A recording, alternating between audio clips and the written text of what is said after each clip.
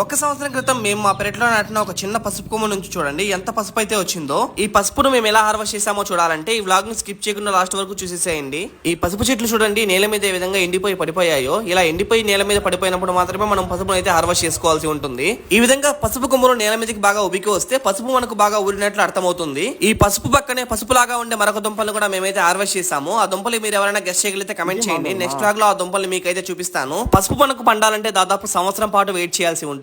ఈ విధంగా గడ్డపారతో చిన్నగా ఘాటు వేసుకుని పసుపునైతే మనం ఈజీగా తవ్వుకోవచ్చు. ఇప్పుడు మా ఇల్లు ఉన్న ప్లేస్ లో ఒకప్పుడు మా పొలం అయితే ఉండేది. మా పొలంలో మేము ఏం పంటలు వేసినా చాలా బాగా పండేదట. బహుశా అందువల్లనేమో మా పెరట్లో మేము ఏం మొక్కలు నాటినా చాలా బాగా అయితే పెరుగుతాయి. ఈ పసుపును హార్వెస్ట్ చేసేటప్పుడు మాకైతే చాలా సాటిస్ఫైయింగ్ గా అయితే అనిపించింది. ఎందుకంటే మేమైతే అసలు ఎక్స్పెక్ట్ చేయలేదు ఇంత పసుపు అయితే వస్తుందని. మనం పసుపు తవ్విన కొద్దిని తిరిగి మట్టి వేసి కప్పేయాలి. ఇలా మట్టి వేసి కప్పేయడం వల్ల పసుపు కొమ్మలు ఏవైనా భూమిలో ఉన్నాయనుకోండి తిరిగి మొలకలు ఎత్తి మనకు పసుపు అయితే నెక్స్ట్ ఇయర్ కి అయితే వస్తుంది. పెరట్లో ప్లేస్ ఉన్న ప్రతి ఒక్కరు ఈ విధంగా ఇంటి దగ్గర పసుపును పండించుకుంటే మన ఇంటి అవసరాలకు అదే విధంగా ఆడవారి ముఖానికి పసుపు రాసుకోవడానికి సహసిద్ధమైన పసుపు అయితే వస్తుంది. వాటర్ లో బాగా వాష్ చేసిన తర్వాత చూడండి మాకైతే ఎంత పసుపు అయితే వచ్చిందో. ఈ పసుపు వెయిట్ అయితే సుమారు 1 kg బరువు అయితే ఉంటుంది. నెక్స్ట్ వ్లాగ్ లో ఈ పసుపుని ఏ విధంగా మా ఇంటి దగ్గర ఉడికించి ప్రాసెస్ చేస్తామో మీకైతే చూపిస్తాను.